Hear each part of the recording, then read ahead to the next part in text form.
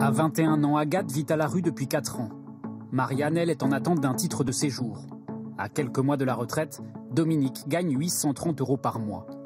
Ils vivent sur un fil, guettent les fins de mois avec fébrilité. Ces femmes et ces hommes en situation de précarité étaient invités à prendre la parole cet après-midi, dans le cadre du grand débat. Beaucoup de personnes trouvent qu'à la fin du mois, c'est très difficile. 3 heures d'échange, de prise de parole, comme celle d'Agathe.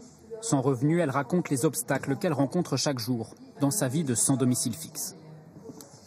Les services de santé, comme les hôpitaux publics, ne sont pas adaptés aux sans-abri. Il n'y a pas de bagagerie. On ne peut pas garder son animal. Le temps d'attente pour avoir un rendez-vous avec un généraliste ou un spécialiste est très long. Applaudissements nourris pour la jeune femme. Elle espère que sa prise de parole ne sera pas vaine.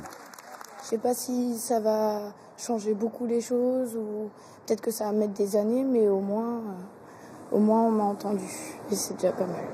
L'accès au logement revient régulièrement dans les échanges. Marcel Mosiconacci est hébergé dans un foyer du SAMU social, une solution qu'il souhaite temporaire. À 76 ans, il aimerait retrouver un peu d'intimité. Ce que j'espère, c'est de trouver un logement pour pouvoir me poser. Parce que quand on est dans une structure sociale comme celle-là, on n'est pas prisonnier, mais on est encadré, on va dire, comme ça. Donc il n'y a pas la notion de liberté.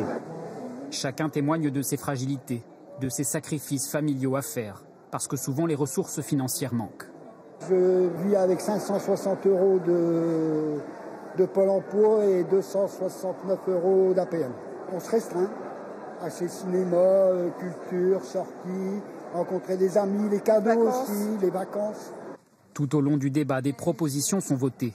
RSA dès 18 ans, revalorisation des minima sociaux et même un stage de pauvreté obligatoire pour les élus, les hauts fonctionnaires et les travailleurs sociaux.